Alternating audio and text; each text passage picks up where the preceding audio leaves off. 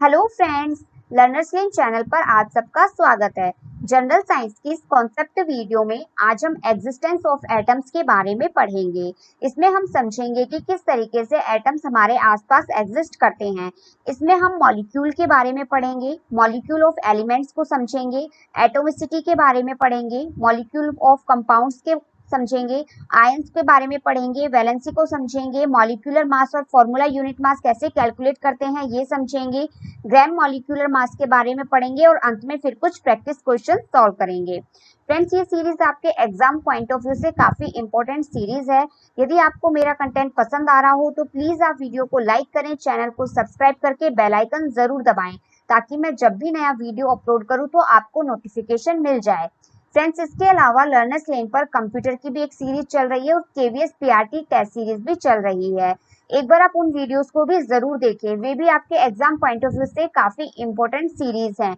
और यदि आपको वो पसंद आए तो प्लीज आप लाइक करें, सब्सक्राइब करें और इसे ज्यादा से ज्यादा शेयर भी करें। तो चलिए फ्रेंड्स, फिर अब हम शुरू करते हैं। सबसे पहले है एग्जिस्टेंस ऑफ एटम्स। जब हमने एटम्स या परमाणु के बारे में पढ़ा था तो हमने समझा था कि ऐसा जरूरी नहीं होता कि जितने भी एटम्स हैं सभी के सभी फ्री स्टेट में एग्जिस्ट करें। Atoms of most elements are not able to exist independently. Atoms form molecules and ions. तो जो अधिकांश तत्वों के परमाणु होते हैं ये स्वतंत्र रूप से अस्तित्व में नहीं रह पाते हैं। जो एटम्स होते हैं ये मॉलिक्यूल्स बनाते हैं, आयंस बनाते हैं, मतलब अणु और आयन बनाते हैं। Atoms of most of the elements exist in the form of molecule or ion since they are most reactive. क्योंकि जो एटम्स होते हैं वो परमाणु होते हैं वो रिएक्टिव होते हैं, इसलिए वो मॉलिक्यूल्स और आयंस बनाते हैं। दीज मॉलिक्यूल्स और ions aggregate in large numbers to form the matter that we can see, feel और टच। और जो ये मॉलिक्यूल्स या आयंस होते हैं ये बड़ी संख्या में इकट्ठे होकर एक मैटर बनाते हैं, पदार्थ बनाते हैं, जिसे हम देख सकते हैं, फील कर सकते हैं मतलब महसूस कर सकते हैं, और टच कर सकते हैं मतलब स्पर्श कर सकते हैं। हमारे आसपास में आप बहुत सी वस्तुएं देखते होंगे, जैसे टेबल है, कुर्सी है, पेन है, तो ये सब किसी ना किसी एटम से मिलकर बने होते हैं। जो ये एटम्स होते हैं ये मॉलिक्यूल्स और आयंस बनाते हैं, और ये मॉलिक्यूल्स और आयंस जो होते हैं ये बड़ी संख्या में इकट्ठे होकर पदार्थ बनाते हैं जो कि हमारे आसपास मौजूद होते हैं, तो जिन्हें हम देख सकते हैं, फील कर सकते हैं और टच कर सकते हैं। अब इस एग्जाम्पल से ऐसे समझिए, जैसे मान लीजिए कोई ऑक्सीजन का एक एटम है, इसी तरह के ऑक्सीजन के दो एटम आपस में मिलकर क्या बनाएंगे, ऑक्सीजन का मॉलिक्यूल बनाएंगे। का केमिकल फॉर्मूला होगा O2। इसी तरीके से जो वाटर मॉलिक्यूल होता है इसका केमिकल फॉर्मूला होता है H2O। मतलब इसमें हाइड्रोजन के दो एटम हैं जो कि ब्लू कलर से रिप्रेजेंट किए गए हैं, और ऑक्सीजन का एक एटम होता है जो कि रेड कलर में दिख रहा है। इसी तरीके से जो ग्लूकोज होता है इसका केमिकल फॉर्मूला होता है C6H12O6। तो इसमें कार्बन के 6 एटम हैं जो कि यहाँ ब्लैक कलर से दिखाए गए हैं, और हाइड्रोजन के 12 एटम हैं जो कि ब्लू कलर से दिखाए गए हैं, और जो ऑक्सीजन है उसके 6 एटम है जो कि रेड कलर से दिखाए गए हैं। यहाँ पे जो ग्लूकोज होता है उसमें कार्बन, हाइड्रोजन और ऑक्सीजन का इस तरीके का अरेंजमेंट होता है।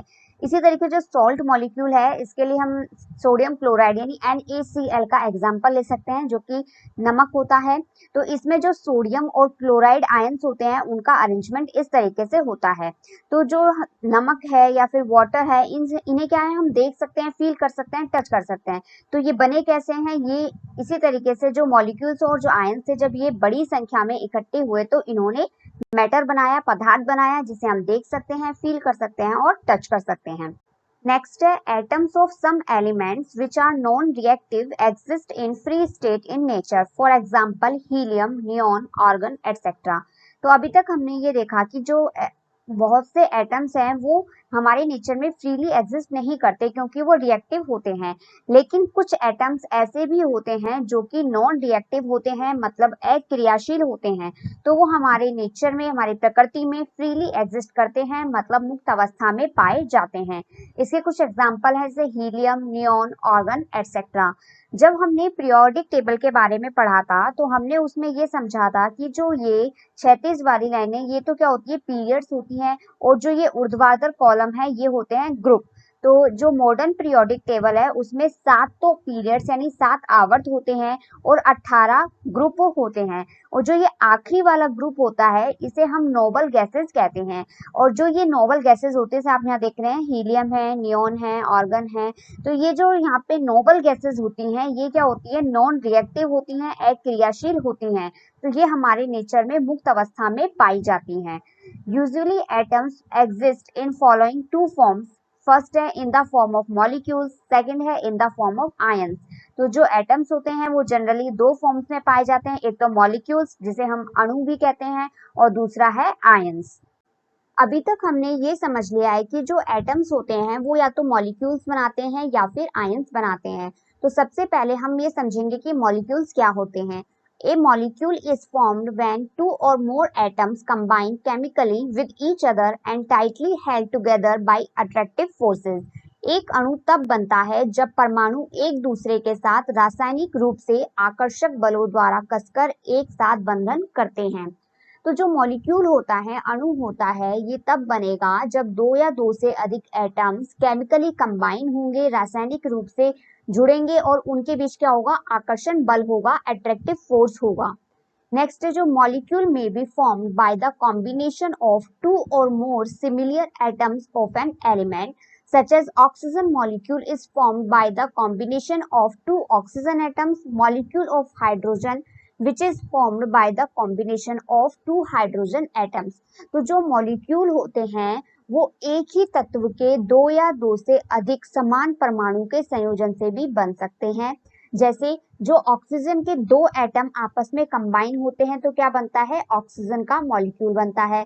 इसी तरीके से यदि ऑक्सीजन के 3 एटम आपस में कंबाइन होंगे तो वो बनेगा ओजोन। इसी तरीके से ऐसे समझ सकते हैं जो हाइड्रोजन के दो एटम आपस में कंबाइन होंगे तो बनेगा हाइड्रोजन का मॉलिक्यूल, जिसका केमिकल फॉर्मूला होगा H2। ठीक है, इनके बीच में डबल बॉन्ड है क्योंकि जो ये कॉन्सेप्ट है इनका कितने वैलेंस इलेक्ट्रॉन होते हैं, कितने बॉन्ड बना सकते हैं, इसे हम अलग वीडियो में समझेंगे। यहाँ आप अभी इतना समझिए कि जैसे ये ऑक्सीजन का मॉलिक्यूल है तो इसमें दोनों ही एटम क्या है, ऑक्सीजन के हैं। यहाँ पे ऑक्सीजन, ये ओजोन का मॉलिक्यूल है जिसमें ऑक्सीजन के 3 एटम प्रेजेंट है। इसका मतलब क्या हुआ कि जो मॉलिक्यूल होता है, अणु होता है, ये एक तत्व के दो या दो से अधिक समान परमाणुओं के संयोजन से बन सकता है। अभी तक हमने ये समझ लिया है कि एक ही तत्व के समान परमाणु आपस में कंबाइन होकर किस तरह मॉलिक्यूल बनाते हैं। इसका एग्जाम्पल हमने ऑक्सीजन का मॉलिक्यूल और ओजोन और हाइड्रोजन के मॉलिक्यूल से समझा है। नेक्स्ट है molecules may be formed by the combination of atoms of two और मोर डिफरेंट एलिमेंट्स। जो मॉलिक्यूल्स होते हैं, अणु होते हैं, ये दो या दो से अधिक विभिन्न तत्वों के परमाणु के संयोजन से भी बन सकते हैं। मतलब जो मॉलिक्यूल्स होते हैं वो एक ही तत्व के समान एटम के कॉम्बिनेशन से भी बन सकते हैं और विभिन्न तत्वों के एटम के कॉम्बिनेशन से भी बन सकते हैं। इसका एग्जाम्पल है मॉलिक्यूल ऑफ वाटर यानी पानी का अणु। It is formed by the combination of two atoms of hydrogen and one atom of oxygen। तो जो वाटर का मॉलिक्यूल होता है इसका केमिकल फॉर्मूला होता है H2O। मतलब वाटर के मॉलिक्यूल में दो हाइड्रोजन के एटम होता है और एक ऑक्सीजन का एटम होता है। तो जब दो हाइड्रोजन के एटम और एक ऑक्सीजन का एटम आपस में कंबाइन होते हैं तो वो वाटर का एक मॉलिक्यूल बनाते हैं। यहाँ पे जो ब्लू कलर से गोला शो हो रहा है ये ऑक्सीजन को रिप्रेजेंट कर रहा है और ये दोनों हाइड्रोजन को रिप्रेजेंट कर रहे हैं। नेक्स्ट है मॉलिक्यूल ऑफ नाइट्रिक ऑक्साइड और nitrogen monoxide. It is formed by the combination of one nitrogen atom and one oxygen atom। तो जब एक नाइट्रोजन का एटम और एक ऑक्सीजन का एटम ये आपस में कंबाइन होते हैं तो ये बनाते हैं नाइट्रिक ऑक्साइड। और जब एक नाइट्रोजन का एटम और दो ऑक्सीजन के एटम ये आपस में कंबाइन होते हैं तो ये बनाते हैं नाइट्रोजन डाइऑक्साइड। इसी तरीके से जब दो नाइट्रोजन के एटम एक ऑक्सीजन के एटम के साथ कंबाइन होता है तो ये बनाता है नाइट्रस ऑक्साइड। नेक्स्ट है a molecule takes part in chemical reaction. तो जो मॉलिक्यूल होता है, अणु होता है, ये केमिकल रिएक्शन मतलब रासायनिक अभिक्रिया में भाग लेता है। A molecule is the smallest particle of a substance, element or compound that can exist independently and show all the properties of substance. तो जो अणु होता है वो किसी पदार्थ का वह सबसे छोटा कण है जो कि स्वतंत्र रूप से मौजूद हो सकता है और पदार्थ के सभी गुणों को दिखा सकता है। तो हमने जो पढ़ा था कि जो एटम्स होते हैं तो सभी एटम्स फ्रीली एग्जिस्ट नहीं करते हैं, लेकिन जो मॉलिक्यूल होता है, अणु होता है, ये पदार्थ का वो सबसे छोटा कण होता है जो स्वतंत्र रूप से मौजूद हो सकता है और पदार्थ के सभी गुणों को दिखा सकता है। जैसे मान लीजिए कि आपके पास एक किसी भी कंटेनर में वाटर है, तो उसमें यदि हम सिर्फ वाटर का एक मॉलिक्यूल लेते हैं जिसका केमिकल फॉर्मूला क्या होगा, H2 होगा, तो वाटर का जो एक मॉलिक्यूल है वो भी वाटर के सभी गुणों को दर्शाएगा, वो पदार्थ के सभी गुणों को दिखाएगा। Molecules can be of two types, जो अणु होते हैं वो भी दो प्रकार के हो सकते हैं। एक है मॉलिक्यूल्स ऑफ एलिमेंट जो कि है तत्वों के अणु, और दूसरा है मॉलिक्यूल्स ऑफ कंपाउंड्स यौगिकों के अणु। मॉलिक्यूल्स ऑफ एलिमेंट से एग्जांपल है जैसे हाइड्रोजन का मॉलिक्यूल है, ऑक्सीजन का मॉलिक्यूल है, क्लोरीन का है। इसी तरीके से मॉलिक्यूल्स ऑफ कंपाउंड से एग्जांपल है जैसे वाटर का मॉलिक्यूल है, हाइड्रोजन क्लोराइड का मॉलिक्यूल है। इसे हम अभी आगे डिटेल में भी समझेंगे। नेक्स्ट है मॉलिक्यूल्स ऑफ एलिमेंट्स यानी तत्वों के अणु। अभी हमने मॉलिक्यूल्स के बारे में समझा जिसमें हमने देखा था कि जो मॉलिक्यूल्स है वो दो तरीके से फॉर्म हो रहे थे, जब एक ही तत्व के समान परमाणु आपस में कंबाइन कर रहे हो, और दूसरा जब विभिन्न तत्वों के परमाणु आपस में कंबाइन करते हैं। तो जब एक ही तत्व के परमाणु आपस में कंबाइन करते हैं तो वो बनाते हैं मॉलिक्यूल्स ऑफ एलिमेंट्स, और जब विभिन्न तत्वों के परमाणु आपस में कंबाइन करते हैं तो वो बनाते हैं मॉलिक्यूल्स ऑफ कंपाउंड्स। तो सबसे पहले हम मॉलिक्यूल्स ऑफ एलिमेंट्स के बारे में समझेंगे। When two or more elements of same elements combine to form a molecule, these are called molecules of elements. तो जब एक ही तत्व के दो या इससे अधिक परमाणु आपस में मिलकर अणु बनाते हैं तो ये कहलाते हैं मॉलिक्यूल्स ऑफ एलिमेंट।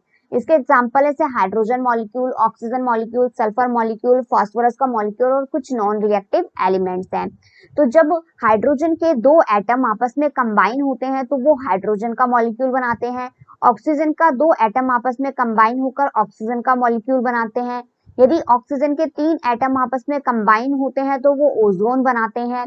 यदि क्लोरीन के दो एटम आपस में कंबाइन होते हैं तो वो क्लोरीन का मॉलिक्यूल बनाते हैं। यदि सल्फर के 8 एटम आपस में कंबाइन होते हैं तो वो सल्फर का मॉलिक्यूल बनाते हैं। इसी तरीके से यदि फास्फोरस के 4 एटम आपस में कंबाइन होते हैं तो वो फास्फोरस का मॉलिक्यूल बनाते हैं।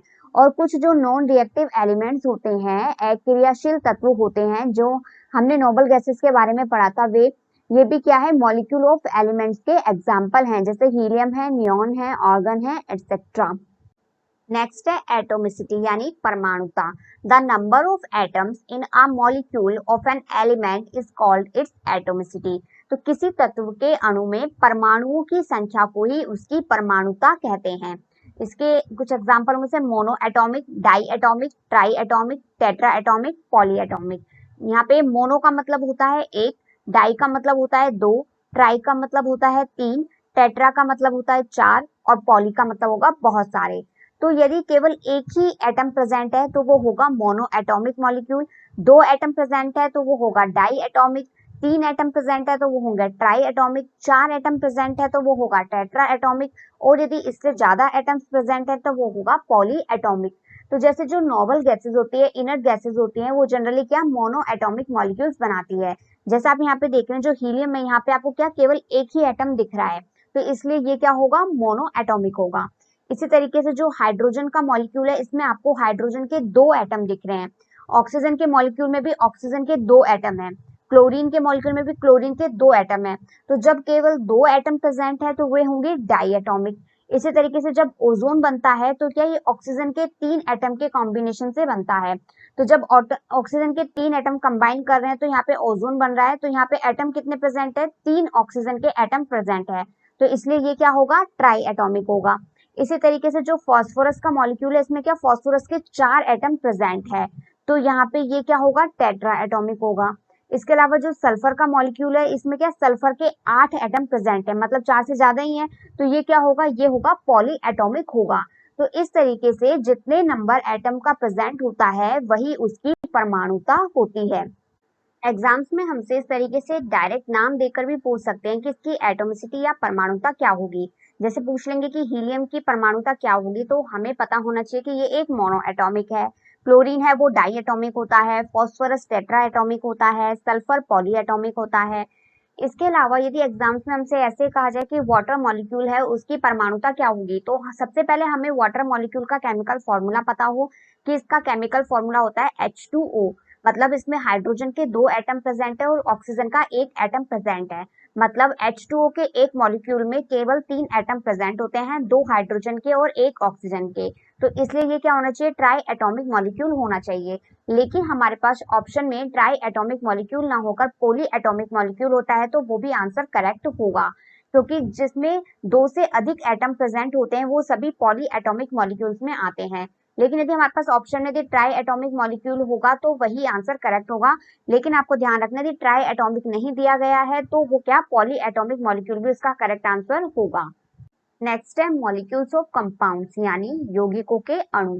Molecules of compounds when molecule is formed by the combination of two और more atoms of different elements in a fixed proportion, it is called the molecule of compounds. जब अणु विभिन्न तत्वों के दो या दो से अधिक परमाणुओं के एक निश्चित अनुपात में संयोग से बनता है। ये चीज आपको याद रखनी है कि निश्चित अनुपात में संयोग से बनता है। यदि जो ये अनुपात है ये अलग अलग हो जाएगा तो कंपाउंड भी डिफरेंट ही हो जाएगा। इसे हम यौगिकों के अणु कहते हैं। तो जब एक ही तत्व के परमाणु से एटम बन रहा है तो उसे हम कह रहे हैं मॉलिक्यूल्स ऑफ एलिमेंट। और जब विभिन्न तत्वों के दो या दो से अधिक परमाणु के एक निश्चित अनुपात में संयोग से बनता है तो उसे हम कहते हैं मॉलिक्यूल्स ऑफ कंपाउंड्स। एग्जाम्पल है मॉलिक्यूल्स ऑफ वाटर यानी H2O का मॉलिक्यूल। तो ये किसके कॉम्बिनेशन से बनता है, 2 हाइड्रोजन के एटम से और 1 ऑक्सीजन का एटम से। तो यदि 2 हाइड्रोजन का एटम और 1 ऑक्सीजन का एटम होगा तभी वाटर का मॉलिक्यूल बनेगा, ये इसका एक निश्चित अनुपात है। मान लीजिए यहाँ पे 2 हाइड्रोजन का एटम हो जाए और 2 ऑक्सीजन के एटम हो जाए तो वाटर का मॉलिक्यूल नहीं बनेगा, फिर वो बनेगा हाइड्रोजन पेरोक्साइड, जिसका केमिकल फॉर्मूला क्या होगा, H2O2। इसलिए यहाँ पे कहा गया है कि एक निश्चित अनुपात में संयोग से बनता है। तो यदि हमें वाटर का मॉलिक्यूल बनाना है तो उसमें 2 हाइड्रोजन का एटम और 1 ऑक्सीजन का एटम आपस में कंबाइन होंगे। इसके और एग्जांपल देख सकते हैं, जैसे हाइड्रोजन क्लोराइड, इसमें 1 हाइड्रोजन का एटम और 1 क्लोरीन का एटम आपस में कंबाइन होता है। अमोनिया में 1 नाइट्रोजन का एटम और 3 हाइड्रोजन के एटम आपस में कंबाइन होकर अमोनिया बनाते हैं। इसी तरीके से कार्बन डाइऑक्साइड में 1 कार्बन का एटम और 2 ऑक्सीजन के एटम आपस में कंबाइन होकर कार्बन डाइऑक्साइड बनाते हैं। मीथेन होता है, इसका केमिकल फॉर्मूला होता है CH4। मतलब इसमें 1 कार्बन का एटम होता है और 4 हाइड्रोजन के एटम होते हैं, ये आपस में कंबाइन होकर मीथेन बनाते हैं। इसी तरीके से मान लीजिए 1 नाइट्रोजन का एटम और 1 ऑक्सीजन का एटम हो तो वो नाइट्रिक ऑक्साइड बनाएगा। लेकिन यहीं पे यदि 1 नाइट्रोजन का एटम और 2 ऑक्सीजन के एटम हो जाए तो वो क्या बनेगा, नाइट्रोजन डाइऑक्साइड बनेगा। और यदि 2 नाइट्रोजन का एटम और 1 ऑक्सीजन का एटम हो तो वो नाइट्रस ऑक्साइड बनेगा। तो इसलिए कोई भी जो हमें मॉलिक्यूल बनाना है तो उसमें जितने भी एटम्स पार्टिसिपेट कर रहे हैं वो एक निश्चित अनुपात में संयोग करके मॉलिक्यूल्स ऑफ कंपाउंड्स बनाते हैं। नेक्स्ट हम मॉलिक्यूल्स ऑफ कंपाउंड्स के कुछ एग्जाम्पल के रेशियो बाय मास को कैलकुलेट करेंगे। सबसे पहला एग्जाम्पल है वाटर का, जिसका केमिकल फॉर्मूला होता है H2O। मतलब इसमें 2 हाइड्रोजन के एटम और 1 ऑक्सीजन का एटम आपस में कंबाइन करके वाटर का मॉलिक्यूल बनाते हैं। तो जब हमने एटम्स के बारे में पढ़ा था तो हमने उसमें पढ़ा था कि जो हाइड्रोजन का मास होता है वो होता है 1 और जो ऑक्सीजन का मास होता है वो होता है 16। क्योंकि यहाँ पर हाइड्रोजन के 2 एटम प्रेजेंट है इसलिए इसके मास को 2 से मल्टीप्लाई किया गया है और अनुपात में ऑक्सीजन का मास लिखा गया है। जब हम इसे सिंपल करेंगे तो ये 2 से कट जाएगा, 2 से एक बार ये कट जाएगा और 16 8 बार कट जाएगा।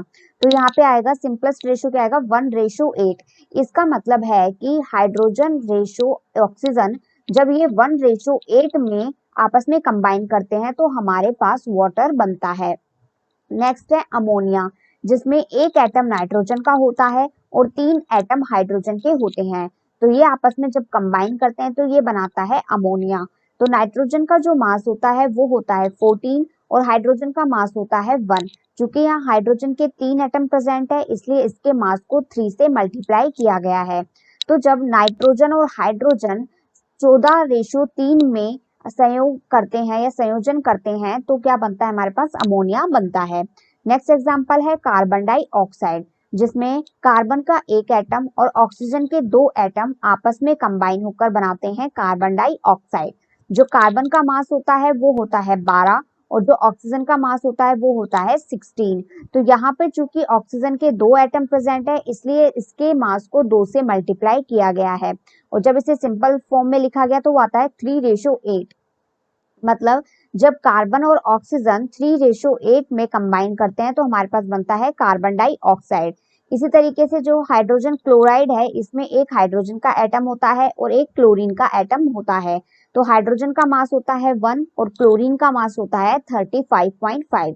तो यहाँ पे ये वैल्यू डेसिमल में है तो इसे पूर्ण संख्या या होल नंबर में बदलने के लिए हमने दोनों तरफ 2 से मल्टीप्लाई कर दिया। तो इसका जो सिंपलेस्ट रेशियो आया वो आया 2:71। तो इसका मतलब है कि जब हाइड्रोजन और क्लोरीन 2:71 में आपस में कंबाइन करते हैं तो ये इसमें बनता है हमारे पास हाइड्रोजन क्लोराइड। इसी तरीके से मेथेन है, इसमें होता है कार्बन का 1 एटम और हाइड्रोजन के 4 एटम। तो इनका जो रेशियो बाई मास आता है वो आता है 3:1। इसी तरीके से इथेन है, इसका भी हम रेशियो बाई मास कैलकुलेट कर सकते हैं, ये आता है 4:1। अभी तक हमने ये समझ लिया है कि जो एटम्स होते हैं वे सभी फ्री स्टेट में नहीं पाए जाते हैं। एटम्स मॉलिक्यूल्स बनाते हैं और आयंस बनाते हैं। मॉलिक्यूल्स के बारे में अभी हम पढ़ चुके हैं जिसमें हमने मॉलिक्यूल्स ऑफ एलिमेंट्स को समझा और मॉलिक्यूल्स ऑफ कंपाउंड्स को समझा।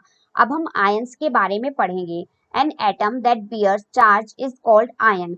तो कोई भी एटम जिसपे चार्ज होता है, आवेश होता है, वो क्या कहलाता है? आयन कहलाता है।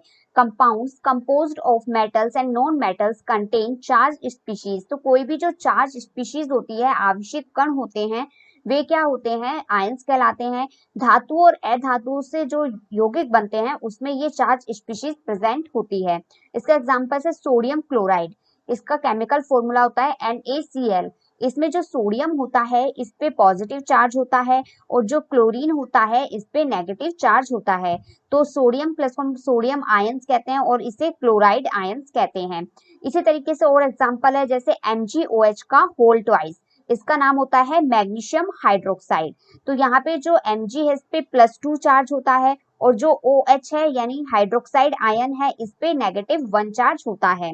इसी तरीके से और एग्जांपल हम देख सकते हैं मैग्नीशियम क्लोराइड। इसका केमिकल फॉर्मूला होता है MgCl2।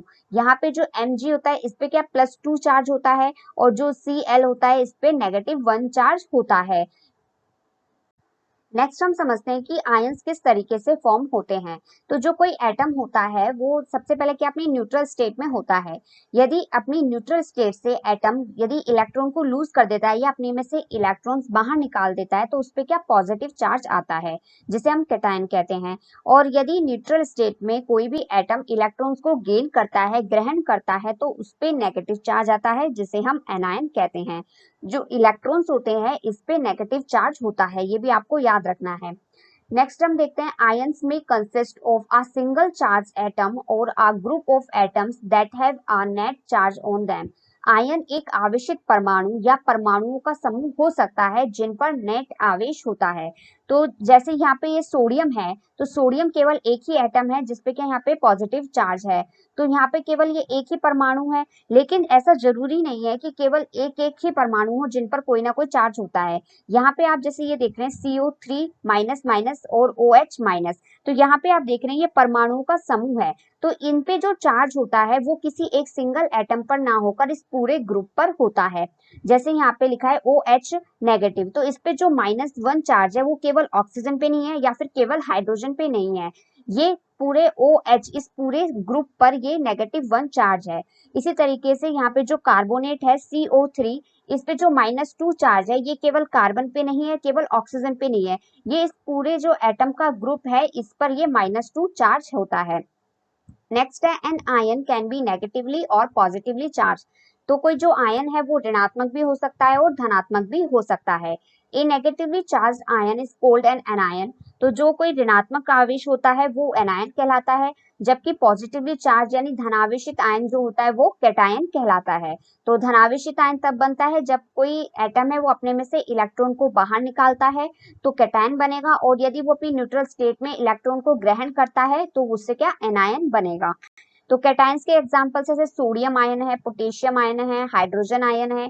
इसी तरीके से जो एनायंस के एग्जांपल जैसे क्लोराइड आयन है, इस पे -1 चार्ज है, फ्लोराइड आयन है, कार्बोनेट आयन है और ये OH- यानी हाइड्रोक्साइड आयन है। एक group of atoms carrying a charge is known as polyatomic ion. तो परमाणुओं के समूह जिन पर नेट आवेश विद्यमान होता है उसे हम बहुपरमाणुक आयन कहते हैं। तो यहाँ पे हम जो आयन्स हैं उन्हें दो टाइप में डिवाइड कर रहे हैं, एक है मोनो एटॉमिक आयन्स और दूसरा है पॉली एटॉमिक आयन्स। तो मोनो एटॉमिक आयन्स तो वो हो जाएंगे जिसमें केवल एक ही एटम पर कोई चार्ज होता है, जैसे सोडियम आयन, पोटेशियम आयन है, क्लोराइड आयन है, फ्लोराइड आयन है। तो इसमें आपको केवल एक एक एटम ही दिख रहा है, केवल एक सोडियम एटम है, केवल पोटेशियम एटम है, केवल क्लोराइड आयन में केवल क्लोरीन वाला एटम है। तो ये क्या होंगे, सब मोनो एटॉमिक आयन्स होंगे। लेकिन जो आयन्स दो या दो से अधिक एटम्स से मिलकर बना होगा उसे क्या कहेंगे, हम पॉली एटॉमिक आयन्स कहेंगे। जैसे हाइड्रोक्साइड आयन हो गया, इसमें दो एटम प्रेजेंट है, एक है ऑक्सीजन और एक है हाइड्रोजन। इसी तरीके से अमोनियम आयन हो गया जिसमें एक है नाइट्रोजन और चार है हाइड्रोजन। तो इस पे ऑल ओवर पे पूरा चार्ज कितना होता है, पॉजिटिव होता है। इसी तरीके से कार्बोनेट आयन है जिसमें जो -2 चार्ज है वो इस पूरे ग्रुप पर है, CO3 इस पूरे ग्रुप पर है। यहाँ पे आप कुछ और एग्जांपल देख सकते हैं इसके। अमोनियम आयन इस तरीके से होता है कि बीच में नाइट्रोजन है, इससे 4 हाइड्रोजन इस तरीके से बाउंड है। तो इसके ऊपर ऑल ओवर इस पूरे जो ग्रुप है एटम का, इस पे +1 चार्ज होता है। इसी तरीके से जो सल्फेट आयन है SO4-2, इस पे जो -2 चार्ज होता है वो इस पूरे एटम के ग्रुप पे होता है। और इसके एग्जांपल जैसे फास्फोट आयन, इस पे -3 चार्ज होता है जो कि PO4 इस पूरे ग्रुप पर होता है। इसी तरीके से नाइट्रेट आयन जिसपे -1 चार्ज होता है, ये NO3 इस पूरे ग्रुप पर होता है।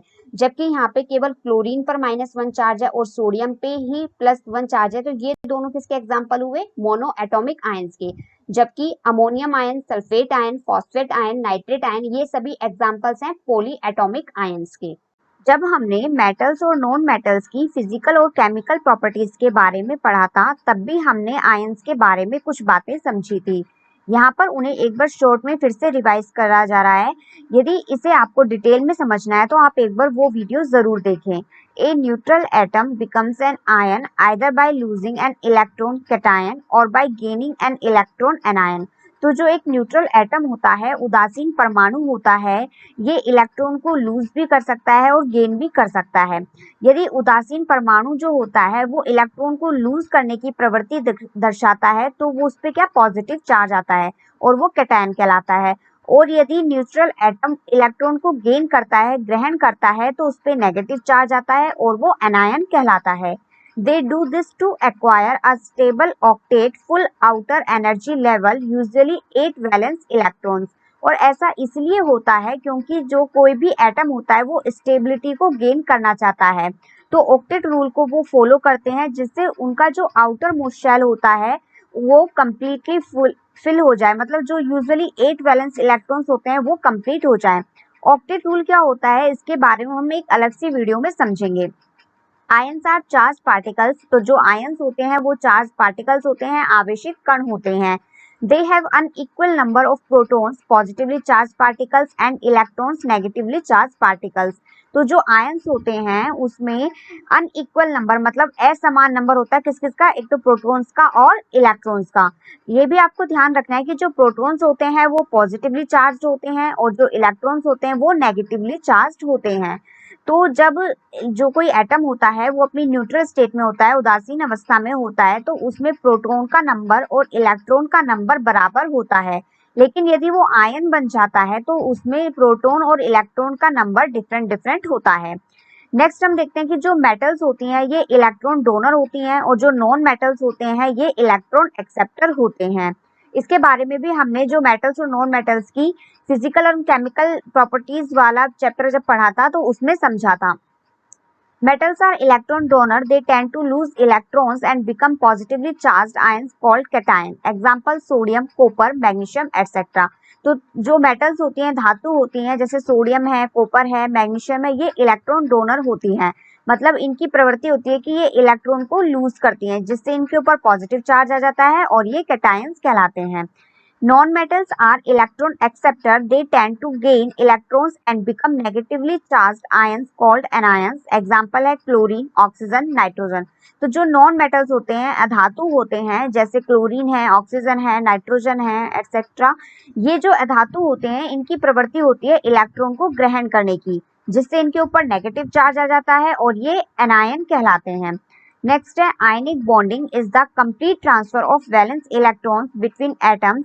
तो जो आयनिक बंध होता है, आयनिक बॉन्डिंग होती है, ये परमाणुओं के बीच में वैलेंस इलेक्ट्रॉन का पूर्ण स्थानांतरण होता है। ये वैलेंस इलेक्ट्रॉन्स क्या होते हैं इसके बारे में हम अभी समझेंगे। इन आयनिक bonds the metal lose electrons to become a positively charged cation, whereas the non-metal accepts those electrons to become a negatively charged anion। तो जो आयनिक बंध होते हैं, आयनिक bonds होते हैं, इनमें जो मेटल होती है, धातु होती है, ये एक धनात्मक आवेशित होने वाले धनायन बनने के लिए इलेक्ट्रॉन को खो देता है, जबकि अधातु इलेक्ट्रॉन को ऋणात्मक रूप से आवेशित आयन बनने के लिए स्वीकार करता है। इसका मतलब है कि जो आयनिक बॉन्ड होते हैं, इसमें जो मेटल होती है, धातु होती है, वो तो इलेक्ट्रॉन को लूज करती है, जिससे उसके ऊपर पॉजिटिव चार्ज आ जाता है, और जो नॉन मेटल्स होते हैं, अधातु होती हैं, वो जो इलेक्ट्रॉन लूज किया गया है उसे ग्रहण कर लेता है, जिससे उस पर नेगेटिव चार्ज आता है और वो ऋणात्मक हो जाता है। इससे इन दोनों के बीच में ये जो आयंस बने हैं, इनके बीच में जो बॉन्डिंग होती है उसे हम आयनिक बॉन्डिंग कहते हैं। इसके बारे में डिटेल से समझने के लिए आप एक बार फिजिकल और केमिकल प्रॉपर्टीज वाला जो लेसन है उसे जरूर देखें। अब हम इसे एक एग्जाम्पल से समझते हैं। जैसे ये एक सोडियम एलिमेंट है, ये एक मेटल होती है, धातु होती है, और धातु की प्रवृत्ति होती है कि वो इलेक्ट्रॉन को लूज करते हैं। अब हम इसे समझते हैं। जैसे जो सोडियम है, इसका एटॉमिक नंबर होता है 11। तो जितना एटॉमिक नंबर होता है उतने ही उसमें प्रोटॉन्स होते हैं और उतने ही इलेक्ट्रॉन्स होते हैं उसकी न्यूट्रल स्टेट में। तो सोडियम का एटॉमिक नंबर 11 होता है, इसलिए इसमें 11 ही प्रोटॉन होते हैं और 11 ही इलेक्ट्रॉन होते हैं, और जो इस पे ऑल ओवर चार्ज होता है वो होता है 0। लेकिन जो सोडियम का आउटर मोस्ट शेल होता है उसमें केवल एक इलेक्ट्रॉन होता है, जबकि ऑक्टेट रूल है जो ये कहता है कि यदि आउटर मोस्ट शेल में 8 वैलेंस इलेक्ट्रॉन हो तो वो ज्यादा स्टेबल होता है। तो अब ये सोडियम स्टेबिलिटी को गेन करने के लिए या तो ये 7 इलेक्ट्रॉन को ग्रहण कर ले या फिर इस एक इलेक्ट्रॉन को बाहर निकाल दे। तो यदि एक इलेक्ट्रॉन को बाहर निकालना ज्यादा आसान होगा, जबकि 7 इलेक्ट्रॉन को ग्रहण करना मुश्किल होगा। इसलिए जो सोडियम एटम होता है ये अपने में से एक इलेक्ट्रॉन को बाहर निकाल देता है। तो जब ये एक इलेक्ट्रॉन को बाहर निकालेगा तो 11 इलेक्ट्रॉन में से केवल कितने बचेंगे? 10 इलेक्ट्रॉन ही बचेंगे। और चूंकि एक इलेक्ट्रॉन बाहर निकाला है तो इसलिए इस पर पॉजिटिव चार्ज आएगा, और वो भी +1 चार्ज आएगा क्योंकि एक इलेक्ट्रॉन निकाला है।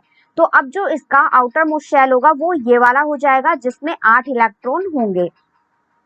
दूसरा है क्लोरीन का एग्जाम्पल। जो क्लोरीन है उसका एटॉमिक नंबर होता है 17, इसलिए उसमें प्रोटॉन्स के नंबर भी होंगे 17 और इलेक्ट्रॉन्स भी होंगे 17 इसकी न्यूट्रल स्टेट में। अब जो क्लोरीन का आउटर मोस्ट शेल होता है उसमें 7 इलेक्ट्रॉन होते हैं। तो अब ये ऑक्टेट रूल को फॉलो करने के लिए या तो ये एक इलेक्ट्रॉन को ग्रहण कर ले या फिर इन 7 इलेक्ट्रॉन को लूज कर दे। तो एक इलेक्ट्रॉन को ग्रहण करना ज्यादा आसान होगा, इसलिए जब क्लोरीन एक इलेक्ट्रॉन को ग्रहण कर लेता है तो इसमें पहले तो इलेक्ट्रॉन थे 17, जैसे ही एक इलेक्ट्रॉन को ग्रहण किया तो इसमें कितने 18 इलेक्ट्रॉन हो जाएंगे। अब चूंकि इलेक्ट्रॉन को ग्रहण किया है तो इस पे माइनस का चार्ज आएगा, और एक इलेक्ट्रॉन ग्रहण किया तो इस पे -1 चार्ज आएगा। ये एक नॉन मेटल होता है, अधातु होता है, जिसकी प्रवृत्ति होती है इलेक्ट्रॉन को गेन करने की। तो अब यहाँ पे जब सोडियम ने एक इलेक्ट्रॉन लूज कर दिया तो ये बना सोडियम आयन, और जब क्लोरीन ने एक इलेक्ट्रॉन को गेन कर लिया तो ये बना क्लोराइड आयन। तो जो सोडियम होता है, चूंकि इसके पास आउटर मोस्ट शेल में एक इलेक्ट्रॉन होता है जिसे ये लूज करना चाहता है, तो जब ये चाहता है कि ऐसा एलिमेंट मिल जाए जो इस इलेक्ट्रॉन को ग्रहण कर ले। तो क्लोरीन एक ऐसा एलिमेंट होता है जो एक इलेक्ट्रॉन को ग्रहण करने की प्रवृत्ति दर्शाता है। तो जब सोडियम है ये अपना एक इलेक्ट्रॉन क्लोरीन को दे देता है, तो इस तरीके से सोडियम प्लस और क्लोराइड माइनस में क्या बॉन्डिंग हो जाती है। इसे ही हम कहते हैं आयनिक बॉन्डिंग, और हमारे पास आयनिक कंपाउंड बनता है NaCl, जिससे हम बोलते हैं सोडियम क्लोराइड। नेक्स्ट हम वैलेंसी संयोजकता के बारे में समझते हैं। The valency of an element is related to how many electrons are in the outer shell. तो जो किसी तत्व की संयोजकता होती है वो उसके आउटर मोस्ट शेल में यानी बाहरी कोश में कितने इलेक्ट्रॉन प्रेजेंट है उसकी संख्या से संबंधित होती है। The electrons present in the outermost shell of the atom of an element are called valence electrons. The outermost shell is called the valence shell. तो किसी भी जो एलिमेंट होता है, तत्व होता है, उसकी जो आउटर मोस्ट शेल होती है उसे हम वैलेंस शेल कहते हैं, और आउटर मोस्ट शेल में जितने इलेक्ट्रॉन्स प्रेजेंट होते हैं उसे हम वैलेंस इलेक्ट्रॉन्स कहते हैं। वैलेंस इलेक्ट्रॉन्स और outermost electrons take part in chemical bonding. जो ये वैलेंस इलेक्ट्रॉन्स होते हैं, यही जो केमिकल बॉन्डिंग होती है, केमिकल रिएक्शन होती है या रासायनिक अभिक्रिया होती है, उसमें पार्टिसिपेट करते हैं। अब वैलेंस इलेक्ट्रॉन क्या होता है और वैलेंस शेल क्या होती है, इसे हम कुछ एग्जांपल से समझते हैं। जैसे जो ये ऑक्सीजन एक एलिमेंट है, इसका एटॉमिक नंबर होता है 8, तो इसमें जो प्रोटॉन है वो भी 8 होंगे और इलेक्ट्रॉन है वो भी 8 होंगे। ये ऑक्सीजन का न्यूक्लियस है जिसमें प्रोटॉन और न्यूट्रॉन प्रेजेंट होते हैं और इलेक्ट्रॉन इसके चारों ओर चक्कर लगाते हैं। तो न्यूक्लियस के बाहर जो सबसे पहला वाला शेल होता है n=1, इसे हम k शेल कहते हैं। जो दूसरा शेल होता है n=2, इसे हम l शेल कहते हैं। इसी तरीके से फर्दर आगे mn शेल होते हैं। तो जो ऑक्सीजन है इसमें 8 इलेक्ट्रॉन होते हैं, तो जो सबसे पहला वाला शेल होता है k शेल, इसमें मैक्सिमम 2 ही इलेक्ट्रॉन आ सकते हैं। तो जब 2 इलेक्ट्रॉन इसमें आ जाएंगे तो बचे हुए जो 6 इलेक्ट्रॉन हैं वो दूसरे वाले शेल में जाएंगे। तो जो दूसरे वाले शेल में 6 इलेक्ट्रॉन है, अब यहाँ पे इलेक्ट्रॉन पूरे कंप्लीट फिल हो गए हैं, तो यही इस ऑक्सीजन का आउटर मोस्ट शेल होगा।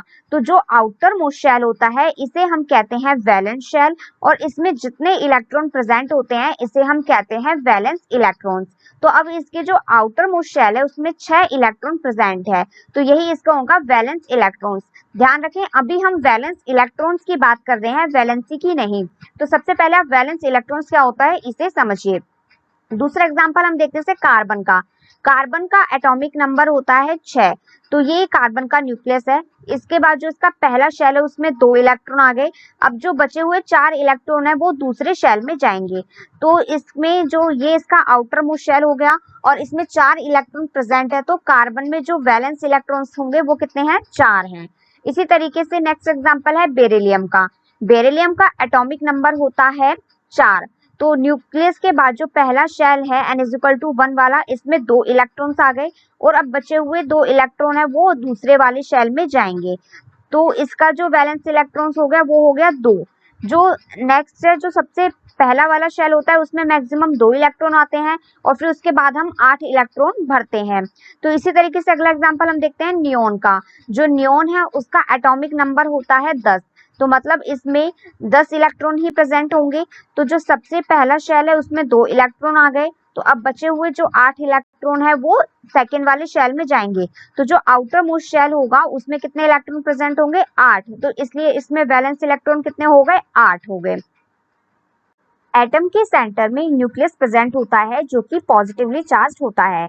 इसके बाद जो सबसे पहला शेल होता है वो इसका K शेल होता है। दूसरे शेल को हम L शेल कहते हैं, तीसरे शेल को हम M शेल कहते हैं और चौथे शेल को हम N शेल कहते हैं।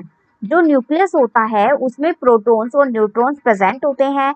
न्यूक्लियस के चारों ओर इलेक्ट्रॉन चक्कर लगाते हैं। तो किसी भी एलिमेंट के लिए वो बाहरी शेल जिसमें इलेक्ट्रॉन प्रेजेंट होता है वो सबसे बाहरी वाला शेल उसका आउटर शेल कहलाता है, और उसके बाद जो अंदर वाले शेल होते हैं वो उसके इनर शेल कहलाते हैं। तो सबसे बाहरी वाला शेल उसका आउटर मोस्ट शेल कहलाता है और बाकी जो अंदर वाले शेल होते हैं वो उसके इनर शेल कहलाते हैं।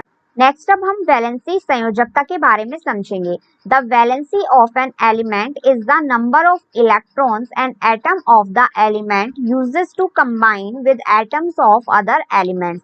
तो जो किसी भी तत्व की संयोजकता होती है, किसी भी एलिमेंट की वैलेंसी होती है, वो इलेक्ट्रॉनों की वह संख्या है जो एक तत्व का परमाणु अन्य तत्व के परमाणुओं के साथ संयोजन करने के लिए उपयोग करता है।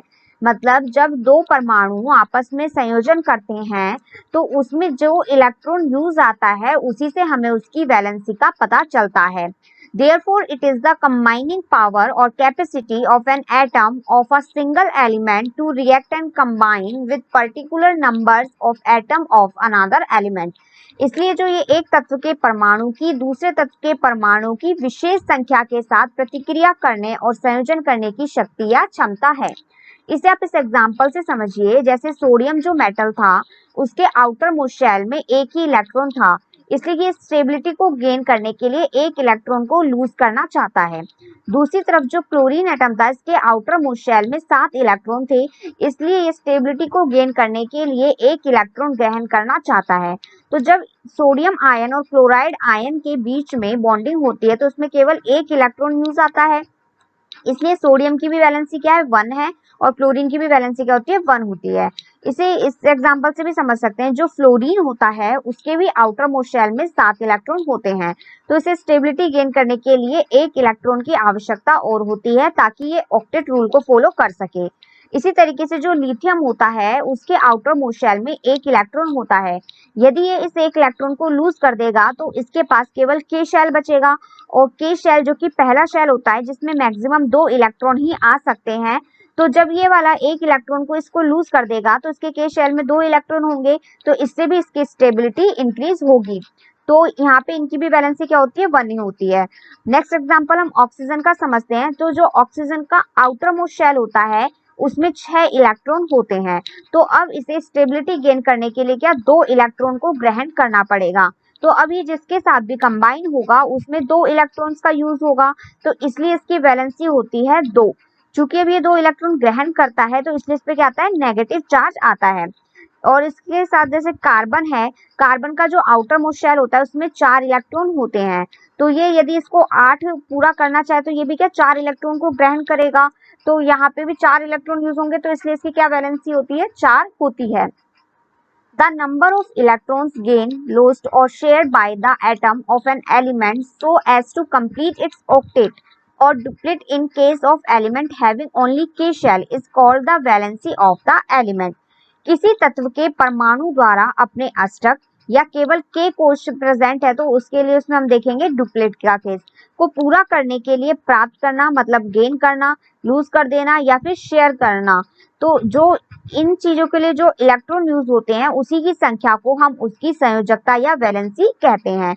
तो जैसे यहाँ पे लिथियम वाला एग्जांपल था, इसमें केवल के शेल बचा था, तो जब के शेल वाला केस होगा कि उसके पास सिर्फ के शेल है तो उसमें हम देखेंगे कि 2 इलेक्ट्रॉन है तो वो ज्यादा स्टेबल होगा। इसके अलावा जो अदर है उसमें हम ऑक्टेट रूल को देखते हैं। जैसे यहाँ पे हमने ऑक्सीजन के लिए देखा कि यदि इसकी आउटर मोस्ट शेल में 8 इलेक्ट्रॉन हो जाए, 8 वैलेंस इलेक्ट्रॉन हो जाए तो ये ज्यादा स्टेबल होगा, तो इसलिए यहाँ पे क्या 2 इलेक्ट्रॉन है जो ग्रहण किए जाते हैं, यहाँ पे इसकी वैलेंसी कितनी हो जाएगी, फिर 2 हो जाती है। अब हम वैलेंसी को कुछ एग्जाम्पल से समझते हैं। फ्रेंड्स, यदि आपने लर्नर्स लैंड चैनल पर कॉन्सेप्ट ऑफ एलिमेंट और एटम वाली वीडियोस को देखा होगा तो ये टेबल आपको आसानी से समझ में आएगी, क्योंकि उसमें हमने एलिमेंट्स का नाम, उनके सिंबल, एटॉमिक नंबर को याद कर लिया था और प्रोटॉन्स, न्यूट्रॉन्स और इलेक्ट्रॉन्स के बारे में समझ लिया था। अब हम डिस्ट्रीब्यूशन ऑफ इलेक्ट्रॉन्स और वैलेंसी के बारे में समझेंगे। तो सबसे पहले से एग्जाम्पल है हाइड्रोजन का। इसका सिंबल होता है H और इसका एटॉमिक नंबर होता है 1। तो जो एटॉमिक नंबर होता है उतने ही उसमें प्रोटॉन प्रेजेंट होते हैं और उसकी न्यूट्रल स्टेट में उतने ही इलेक्ट्रॉन प्रेजेंट होते हैं। तो हाइड्रोजन में यदि 1 इलेक्ट्रॉन प्रेजेंट है तो अब हम इसे शेल में फिल करते हैं। तो सबसे पहला शेल के शेल होता है जिसमें मैक्सिमम 2 इलेक्ट्रॉन आ सकते हैं। तो हाइड्रोजन में केवल 1 ही इलेक्ट्रॉन है तो वो के शेल में ही आ जाएगा।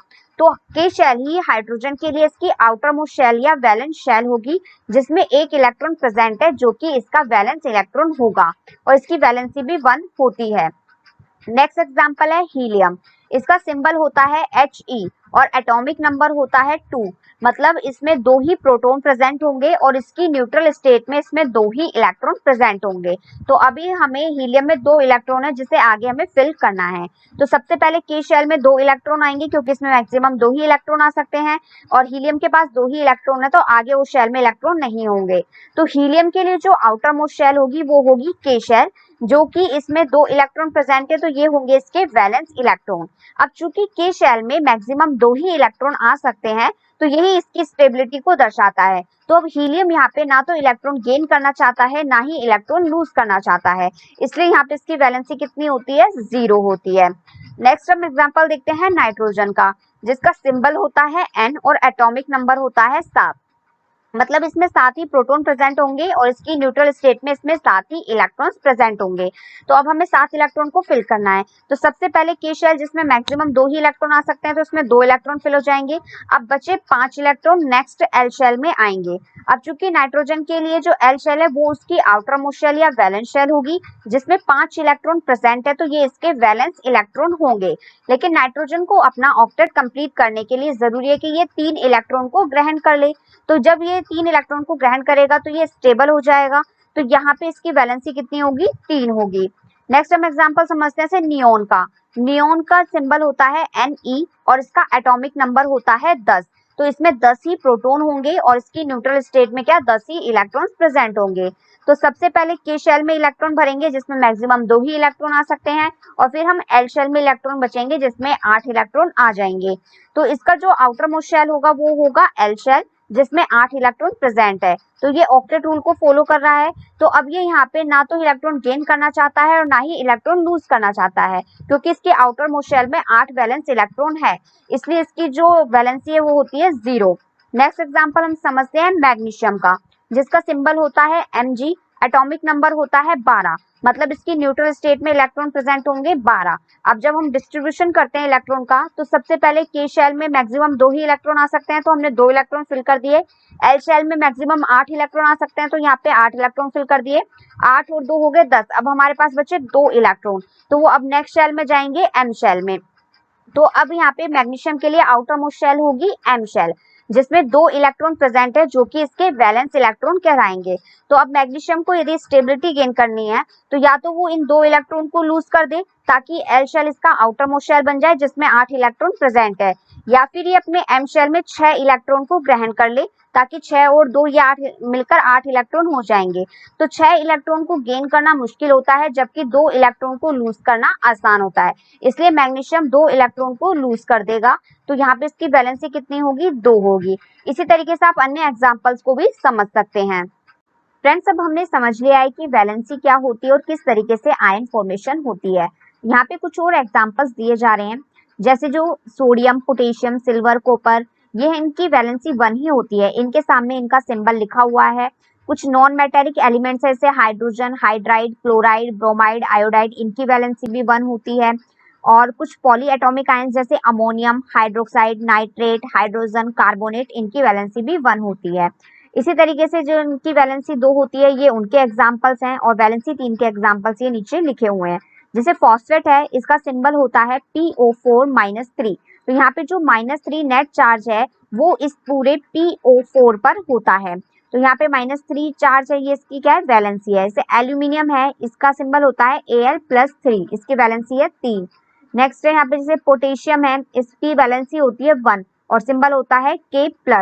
इसी तरीके से क्लोराइड है, इसकी वैलेंसी भी होती है क्या? 1 और सिंबल होता है Cl-।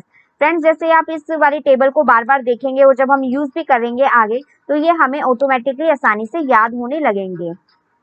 नेक्स्ट है मॉलिक्यूलर मास यानी आणविक द्रव्यमान।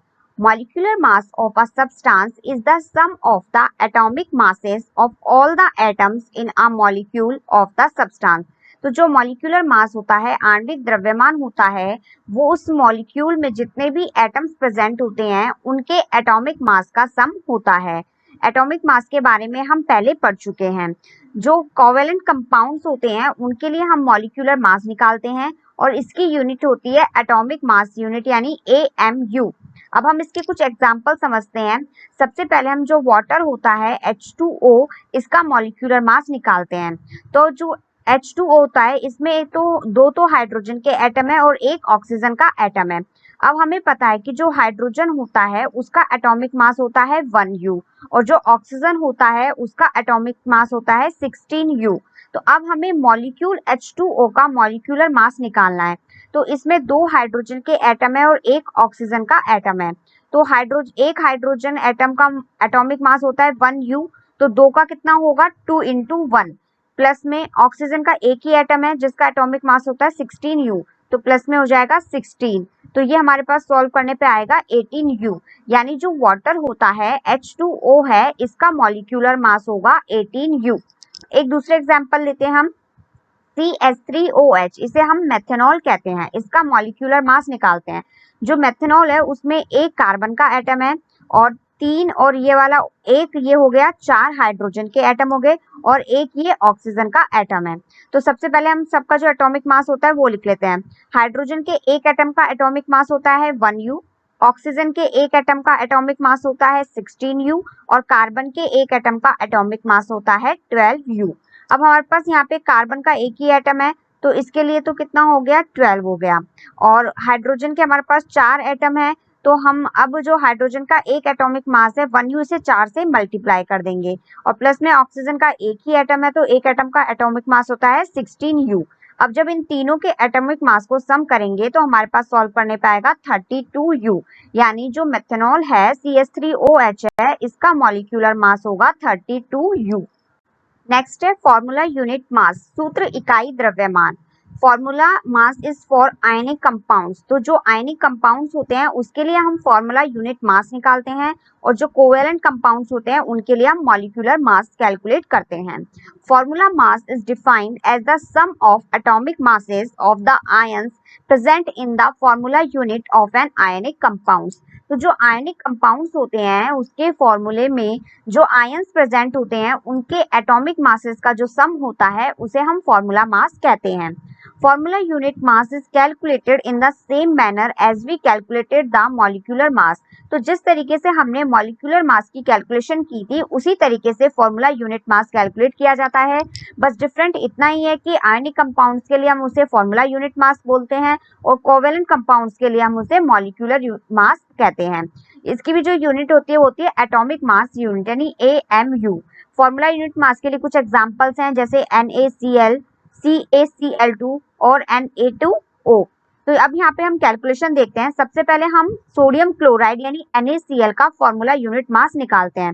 तो सोडियम क्लोराइड में दो आयंस होते हैं, एक होता है सोडियम और एक होता है क्लोराइड का। तो जो सोडियम होता है इसका एटॉमिक मास होता है 23 और जो क्लोरीन होता है इसका एटॉमिक मास होता है 35.5। तो अब इन दोनों के एटॉमिक मास को जब सम कर दिया जाएगा तो हमारे पास सोडियम क्लोराइड का फॉर्मूला यूनिट मास आ जाएगा जो कि होगा 58.5U। U यहाँ पे इसकी यूनिट है एटॉमिक मास यूनिट या यूनिफाइड मास। नेक्स्ट हम CaCl2 इस कंपाउंड का फॉर्मूला यूनिट मास निकालते हैं। तो यहाँ पे जो Ca है कैल्शियम है इसका एक ही आयन प्रेजेंट है और जो Cl2 है यानी जो क्लोरीन है इसके दो आयन प्रेजेंट है। तो जो कैल्शियम होता है इसका एटॉमिक मास होता है 40 और जो क्लोरीन होता है इसके एक एटम का एटॉमिक मास होता है 35.5। तो यहाँ पे क्लोरीन के दो आयन है तो इसलिए 35.5 को 2 से मल्टीप्लाई किया गया है। अब जब दोनों को सम कर देंगे तो हमारे पास टोटल आएगा 111U। तो यहाँ पे CaCl2 का फॉर्मूला यूनिट मास होगा 111U। नेक्स्ट है ग्राम मॉलिक्यूलर मास। तो जिस तरीके से हमने ग्राम एटॉमिक मास के बारे में पढ़ा था वैसे ही होता है ग्राम मॉलिक्यूलर मास। तो यदि आपने ग्राम एटॉमिक मास वाला वीडियो नहीं देखा है तो एक बार आप उसे जरूर देखें ताकि आप ग्राम मॉलिक्यूलर मास को भी आसानी से समझ सकें। उसका लिंक आपको नीचे डिस्क्रिप्शन बॉक्स में मिल जाएगा। Molecular mass expressed in grams is called gram molecular mass of the substance. तो किसी भी मॉलिक्यूल का जो मॉलिक्यूलर मास होता है उसे हम ग्राम्स में रिप्रेजेंट करें तो वो उसका ग्राम मॉलिक्यूलर मास कहलाता है। इसे हम एग्जांपल से समझते हैं। जैसे अभी अभी हमने वाटर यानी H2O का मॉलिक्यूलर मास कैलकुलेट किया था जो कि हमारे पास आया था 18U। तो यदि हम वाटर का ग्राम मॉलिक्यूलर मास लिखें तो वो होगा 18 ग्राम। जैसे कि आप यहाँ देख रहे हैं इन दोनों की जो न्यूमेरिक वैल्यू है वो तो सेम है 18 है दोनों, लेकिन इनकी जो यूनिट है अलग अलग है। तो इसलिए जो 18U है इसका अलग मतलब होता है और 18 ग्राम है इसका अलग मतलब होता है। 18U का मतलब है कि वाटर के एक मॉलिक्यूल का मॉलिक्यूलर मास, जबकि 18 ग्राम का मतलब होता है वाटर के 6.022 इंटू 10 की पावर 23 मॉलिक्यूल का ग्राम मॉलिक्यूलर मास। जो 6.022 इंटू 10 की पावर 23 है ये एक अवोगाड्रो नंबर होता है। नेक्स्ट हम और एग्जांपल देखते हैं। जैसे मॉलिक्यूलर मास ऑफ H2, हमें पता है जो हाइड्रोजन है उसका एक एटम का एटॉमिक मास होता है 1। तो यहाँ पे H2 है तो यानी दो हाइड्रोजन के एटम प्रेजेंट है तो इसलिए इसका मॉलिक्यूलर मास कितना होगा 2 इंटू 1 यानी 2U। लेकिन अब हम H2 के लिए ग्राम मॉलिक्यूलर मास की बात करेंगे तो ये होगा 2 ग्राम। यहाँ पे 2U का मतलब है कि H2 के एक मॉलिक्यूल का मॉलिक्यूलर मास, जबकि 2 ग्राम का मतलब है H2 के 6.022 इंटू 10 की पावर 23 मॉलिक्यूल का ग्राम मॉलिक्यूलर मास। इसी तरीके से हम ऑक्सीजन के लिए भी निकाल सकते हैं। एक हम नेक्स्ट एग्जांपल देखते हैं CO2 का। तो हमें पता है जो कार्बन है उसका एटॉमिक मास होता है 12, ऑक्सीजन के एक एटम का एटॉमिक मास होता है 16। तो यहाँ पे 2 एटम प्रेजेंट है इसलिए 2 से मल्टीप्लाई किया है। जब हम इसे सॉल्व करेंगे तो हमारे पास आएगा 44U, यानी CO2 के एक मॉलिक्यूल का मॉलिक्यूलर मास होता है 44U। यदि अब हमें CO2 का ग्राम मॉलिक्यूलर मास निकालना है तो ये होगा 44 ग्राम। दोनों तरफ न्यूमेरिक वैल्यू है वो सेम है, 44 है, जबकि जो यूनिट्स हैं वो अलग है। 44U का मतलब है CO2 के एक मॉलिक्यूल का मॉलिक्यूलर मास, जबकि 44 ग्राम का मतलब है CO2 के 6.022 इंटू 10 की पावर 23 मॉलिक्यूल का ग्राम मॉलिक्यूलर मास। अब हम कुछ प्रैक्टिस क्वेश्चन सॉल्व कर लेते हैं। In a hydrocarbon mass ratio of hydrogen and carbon is 1:3। The empirical formula of hydrocarbon is. Hydrocarbon वे होते हैं, ऐसे कंपाउंड होते हैं जो हाइड्रोजन और कार्बन से मिलकर बने होते हैं। यहाँ पे हमें हाइड्रोजन और कार्बन का मास रेशियो दिया गया है 1:3 और उसका हमसे फॉर्मूला पूछा गया है। तो यहाँ पे हाइड्रोजन और कार्बन का मास रेशियो है, मतलब ये जो 1 है वो हाइड्रोजन के मास को रिप्रेजेंट करेगा और जो 3 है वो कार्बन के मास को रिप्रेजेंट करेगा। अब यहाँ पे फॉर्मूला हमें ऑप्शन में 3 दिए गए हैं, या तो हम इन तीनों के लिए जो इनका मास रेशियो है वो कैलकुलेट कर लेते हैं। जैसे सबसे पहले देखते हैं CH4, इसमें तीनों में ही कार्बन और हाइड्रोजन प्रेजेंट है, तो सबसे हम निकालेंगे इसके लिए mass of hydrogen ratio mass of carbon निकालेंगे। हाइड्रोजन के एक एटम का एटॉमिक मास होता है 1 और कार्बन के एक एटम का एटॉमिक मास होता है 12। चूंकि CH4 में 4 हाइड्रोजन प्रेजेंट है इसलिए 1 को मल्टीप्लाई किया गया है 4 से, और जब हम इसे सिंपल फॉर्म में लिखेंगे तो ये आएगा 1:3, क्योंकि 4 एकम 4 हो जाएगा और 12 इससे 3 बार कट जाएगा। नेक्स्ट दूसरा है CH2, इसमें हाइड्रोजन के 2 एटम प्रेजेंट है इसलिए 1 को मल्टीप्लाई किया गया है 2 से, और इसको सिंपल रेशियो में लिखेंगे तो ये आएगा 1:6। इसी तरीके से CH3 में हाइड्रोजन के 3 एटम प्रेजेंट है इसलिए इसे मल्टीप्लाई किया गया है 1 को 3 से, और जब इसे सिंपल फॉर्म में लिखेंगे तो आएगा ये 1:4। तो हमें ये क्वेश्चन में दिया गया है रेशियो है 1:3, तो हमारा करेक्ट आंसर क्या होगा यहाँ पे ऑप्शन ए CH4। दूसरा हम इसे ऐसे भी कैलकुलेट कर सकते हैं कि हमें पता है कि हाइड्रोजन के एक एटम का मास होता है 1 और कार्बन के एक एटम का मास होता है 12। तो जब हम इन दोनों के एक एटम का मास रेशियो निकालेंगे तो वो आएगा 1:12, जिसका मतलब है कि यदि 12 है इसका मतलब कार्बन का एक एटम प्रेजेंट है और 1 है तो इसका मतलब है हाइड्रोजन का एक एटम प्रेजेंट है। अब हमें हमारे पास रेशियो दिया गया है 1:3। यदि अब हम इस रेशियो को मल्टीप्लाई कर दें 4 से तो हमारे पास आएगा 4, और जब 3 को मल्टीप्लाई करेंगे 4 से तो ये आएगा हमारे पास 12, तो हमारे पास रेशियो हो जाएगा 4:12। तो अब जो यहाँ पे 12 है इसका मतलब है कि कार्बन का एक एटम प्रेजेंट है, और जबकि 4 है तो 4 को हम क्या लिख सकते हैं, 4 को हम लिख सकते हैं 4 इंटू 1, यानी 1 तो यहाँ पे हाइड्रोजन के एक एटम को बताता है, और जब इसे 4 से मल्टीप्लाई किया गया तो इसका मतलब है कि यहाँ पे हाइड्रोजन के 4 एटम प्रेजेंट है। तो ये हमारे पास केवल एक ही ऑप्शन में है जिसमें हाइड्रोजन के 4 एटम प्रेजेंट है और कार्बन का एक एटम प्रेजेंट है, इसलिए करेक्ट आंसर होगा ऑप्शन ए। नेक्स्ट है what is the formula mass unit of zinc oxide. Atomic mass of zinc is 65.4 U। Option A 18U, option B 81.4U, option C 88.4U and option D 18.4U। तो हमारे पास यहाँ पे compound दिया गया है zinc oxide, जिसका हमें formula mass unit calculate करना है। यदि हमें जिंक और ऑक्सीजन दोनों के मास के बारे में पता हो तो हम आसानी से फॉर्मूला मास यूनिट निकाल सकते हैं। जिंक का जो मास होता है वो हमें दिया गया है 65.4U, और ऑक्सीजन का मास हमें पता होता है कि ऑक्सीजन के एक एटम का मास होता है 16U। तो अब हम इन दोनों को टोटल कर देंगे, इनका सम कर देंगे तो हमारे पास जिंक ऑक्साइड का फॉर्मूला मास यूनिट आ जाएगा। तो जब हम 65.4U प्लस 16 करेंगे तो ये आएगा 81.4U। तो करेक्ट आंसर होगा ऑप्शन बी। नेक्स्ट है the formula of ethanol is C2H5OH। What will be it's molecular mass. तो हमें इथेनॉल का फॉर्मूला दिया गया है C2H5OH और इसका मॉलिक्यूलर मास पूछा है। इथेनॉल में 2 कार्बन के एटम है, 6 हाइड्रोजन के एटम है और 1 ऑक्सीजन का एटम प्रेजेंट है। तो जब हम इन सबके एटॉमिक मास को सम कर देंगे तो हमारे पास इथेनॉल का मॉलिक्यूलर मास आ जाएगा। हमें पता है जो हाइड्रोजन का एक एटम होता है उसका मास होता है 1U और कार्बन के एक एटम का मास होता है 12U और ऑक्सीजन के एक एटम का मास होता है 16U। तो हमारे पास अभी यहाँ पे कार्बन के 2 एटम प्रेजेंट है, इसलिए हमने कार्बन के एक एटम के मास को 2 से मल्टीप्लाई करा है। हाइड्रोजन के 6 एटम प्रेजेंट है, इसलिए इसे 6 से मल्टीप्लाई करा है और ऑक्सीजन का एक ही एटम प्रेजेंट है। तो जब हम इन तीनों का सम करेंगे तो हमारे पास सम आएगा 46U। तो यहाँ पे करेक्ट आंसर होगा ऑप्शन ए। नेक्स्ट है the atomicity of K2Cr2O7 is. तो जो परमाणुकता होती है वो किसी भी कंपाउंड के लिए उसमें कितने एटम प्रेजेंट है उसके नंबर को बताती है। Option A 9, option B 11, option C 10, option D 12। तो यहाँ पे 2 पोटेशियम के एटम हैं, 2 क्रोमियम के हैं और 7 ऑक्सीजन के हैं। तो ये टोटल कितने हो गए, 11 एटम प्रेजेंट है। तो इसलिए यहाँ पे करेक्ट आंसर होगा ऑप्शन बी। नेक्स्ट है all noble gas molecules are. Option A monoatomic, option B diatomic, option C triatomic, option D none of the above. तो जो नोबल गैसेस होती है जैसे हीलियम है, नियॉन है, आर्गन है, तो हमने पढ़ा था ये सभी क्या होती है, मोनोएटॉमिक होती है। तो करेक्ट आंसर होगा ऑप्शन ए। नेक्स्ट है valency of sodium ion is.